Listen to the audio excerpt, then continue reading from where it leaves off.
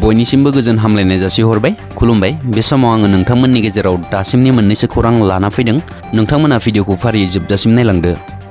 मणिपुरनि गिथाव जाथायखौ लानानै बिटिआरनि उदालगुरि आरो क'क्राझार जिल्ला खुंथाया रायजो राजाफोरनो मोनसे गोनांथार मिथिसार बिलाइ फोसावदों लोगोसेयैनो जिल्ला खुंथाया मणिपुरनि खैफोदजों भुगिनांनाय सुबुंफोरनि थाखाय जर'खा मबाइल नाम्बारखौबो फोसावनानै होदों जिल्ला खुंथाया मोनसे नटिसनि गेजेरजों फोसावदों दि जुदि सोरबा मणिपुरनि खैफोदाव क'क्राझार आरो उदालगुरिनि नोगोरारिफोर दङब्ला स्क्रिनाव होनाय मबाइल नाम्बाराव थोंजोङै फोनांजाब खालामनो हागोन कंग्रेसनि उनाव बे खेबाव एआइयुडिएफआव जाहोन खिन्थानो थिननाय एबा चगस राजखान्थि दोलोनिफ्राय होखारजानो हागौ आगोलपुर बिएफनि एमएलए निजामुद्दिन चौधुरिया मिथिनो हानाय बायदिब्ला एमएलए निजामुद्दिन चौधुरिनो एआइयुडिएफ दोलोनिफ्राय जाहोन खिन्थानो बिथोन होनाय नटिस हरदों चौधुरिया 7 साननि गेजेरावनो गावनि फिननाय होनांगोन मख'नो गोनांदि एमएलए निजामुद्दिन चौधुरिया मन्त्रि पीयूष हाजरिकाखौ एआइयुडिएफ दोलोनि गाहाय मानसि होननानै बुंदोंमोन ओरैहाय निजामुद्दिननि बे बाथ्राखौ दोलोनि गुबुन दैदेनगिरिफोरा साबजानाय मोनाखैमोन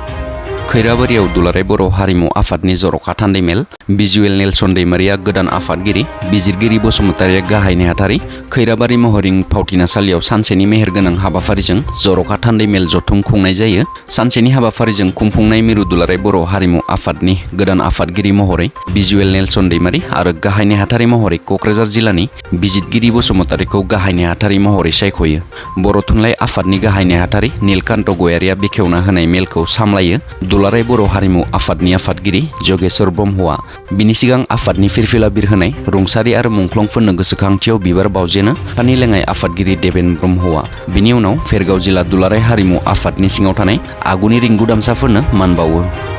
मैया चिरां जिल्ला 14 नं चिरां दुवार ब्लक कमिटि बिपिएफनि सिङाव थानाय सान्तिपुर प्राइमारिया सुबुं सांग्रांथि हाबाफारि लायो आरो बे हाबाफारियावनो गुबुन गुबुन दोलोनिफ्राय 35 नखरफ्रा बिपिएफआव हाबफैनायखौ आर'नाइजों बरायनानै लायो हाबाफारियाव आलासि महरै नुजाथियो बिटिसिनि बारग' लेङाइ मावफुं सोद्रोमा खाम्फा बरगयारि एमसिएलए जेम्स बसुमतारिजों लोगोसे 14 नं चिरां दुवार ब्लक कमिटि बिपिएफनि गोबां दैदेनगिरिफोरा नुजाथियो बे हाबाफारियाव बिटिसिनि बारग' लेङाइ मावफुं सोद्रोमा खाम्फा बरगयारिया बिटिसिखौ बानायदों बे ओनसोलनि गोग्लैसोना थानाय ट्राइबेल आरो ट्राइबेल नङै मोनफ्रोमबो जातिफोरखौ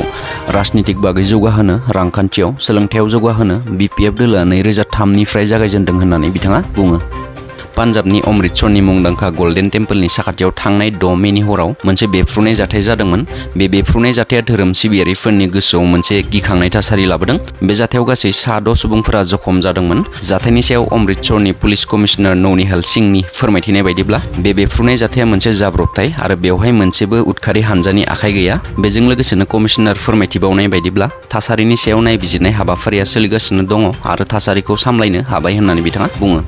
क'क्राझार जिल्ला गेन्द्राबिल बेलगुरिनि थागिबि प्रदीप गयारिया गोमानानै दङ क'क्राझार जिल्ला गेन्द्राबिल बेलगुरिनि थागिबि प्रदीप गयारिया 6 मे खालाराव नगावनि आसाम फाइनान्सियेल कर्परेसननिफ्राय ट्रेन्सफार लानानै न'फारसे फैफिनबाय थादोंमोन रायजरानि आलिपुरदुवार एक्सप्रेस ट्रेनजों थांनाय 6 मे खालारखालि हरनि 8 रिंगा 17 मिनिटआव जागिरद मोनबाय होननानै प्रदीप गयारिया गावनि आंगो बिसि जुनुका गयारिनो फनजों फोरमायहरदोंमोन प्रदीप गयारिया फुंनि समाव बङाइगावआव ओंखारफैनांगौमोन नाथाय हरनि 3 रिंगा 30 मिनिटआव प्रदीप गयारिनो फन हरबा फनखौ सुइच अफ मोनदों बेनिखायनो सोरबाफोर सावगारियाव दिन्थिनाय प्रदीप गयारिखौ बहाबाफोर नुसनबायोब्ला गाहायाव होनाय जानबुं अनजिमायाव नोंथांमोना कल खालामनानै फोरमायहरनो हागोन